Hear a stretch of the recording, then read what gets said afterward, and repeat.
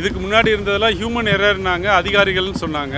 இன்னைக்கு இவிஎம் மிஷினே பிரச்சனையா இருக்கு. வாக்கு பதிவாகும் இயந்திரம் வாக்கு செலுத்தும் இயந்திரத்தை ரெகக்னைஸே செய்யல. அது மெஷின் ஃபெயிலியர் என்று பெல் என்ஜினியரும் ஒப்புக்கொண்டார்.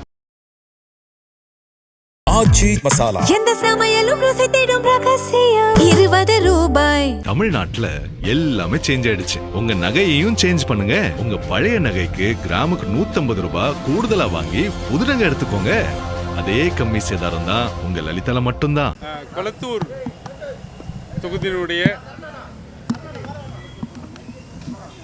வாக்கு எண்ணிக்கை இயந்திரங்களையும் இவிஎம்களையும் உச்சநீதிமன்ற வழிகாட்டுதலின்படி பரிசோதனை செய்வது, check and verification process இன்றையுடன் நிறைவடைந்திருக்கிறது.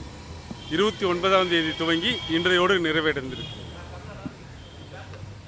August மாதம் 1ஆம் தேதி பத்திரிகையாளர்களை சந்தித்த போது நாங்கள் அதுவரை பரிசோதனை செய்த இவிஎம் மிஷின்களில் 2 மிஷின்களுடைய விவிபேட் சரியாக வேலை செய்யவில்லை என்பதை சுட்டிக்காட்டியிருந்தோம். அதற்கு பிறகு வாக்குச்சாவடி எண் 157 அந்த அடையாளத்திற்கான சுற்றப்பட்டு சீல் வைக்கக்கூடிய அட்ரஸ் டேக் என்பவை புதியதாக இருந்தது என்பதையும் சொல்லியிருந்தோம். அது குறித்து முறையான புகார்களை தேர்தல் கமிஷனரிடமும் மாவட்ட தேர்தல் அதிகாரியிடமும் கொடுத்திருக்கிறோம். மொத்தம் 14 மெஷின்களை எடுத்து பரிசோதனை செய்யலாம் என்று தேர்தல் ஆணையத்தினுடைய வழிகாட்டுதலின்படி செய்தோம். அதில் ஏறக்குறைய அன்றைக்கு சொன்னது போல 4 மெஷின்களை தவிர மற்றும் 2 மெஷின்களிலும் சின்ன சின்ன பிரச்சனைகள் இருந்ததால் தேர்தல் ஆணையத்திலிருந்து எங்களுக்கு வேறு ஏதாவது 6 வாக்குச்சாவடிகளுடைய மெஷின்களை பரிசோதனைக்கு எடுத்துக்கொள்ள வேண்டும் என்று கேட்டார்கள். இது சட்டப்பூர்வமான நடவடிக்கை என்பதால் மற்ற 6 வாக்குச்சாவடிகளை நாங்கள் தேர்ந்தெடுத்து கொடுத்தோம். அதில் ஒரு வாக்குச்சாவடி எண் 208 நான் ஏற்கனவே சொன்னது போல நோட்டா உட்பட கொளத்தூரில் போட்டியிட்டது 36 பேர். எனவே 3 பேலட் யூனிட் இருக்கும், 3 வாக்கு செலுத்தும் கருவிகள் இருக்கும்.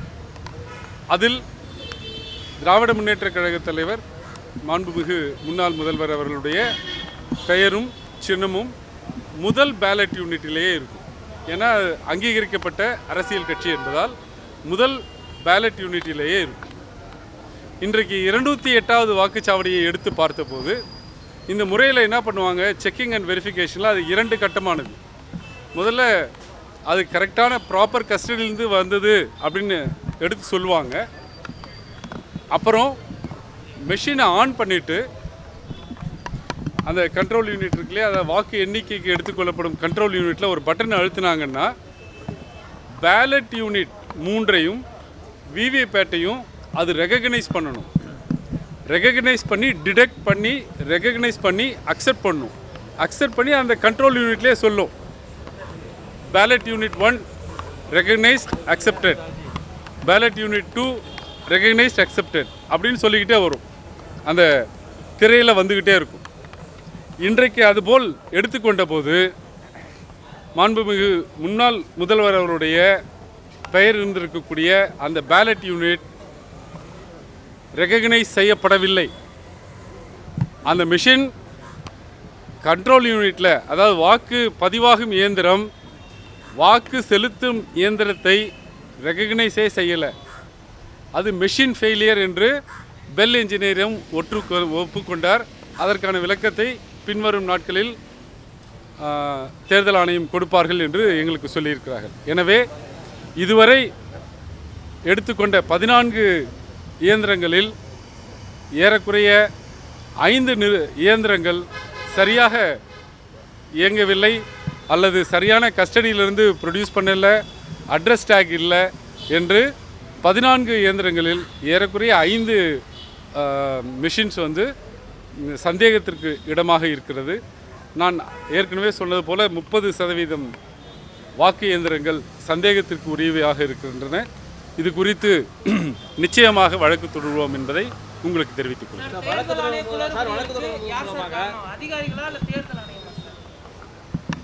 முதல்ல இதுக்கு முன்னாடி இருந்ததெல்லாம் ஹியூமன் எரர்னாங்க, அதிகாரிகள்னு சொன்னாங்க. இன்றைக்கி இவிஎம் மிஷினே பிரச்சனையாக இருக்குது.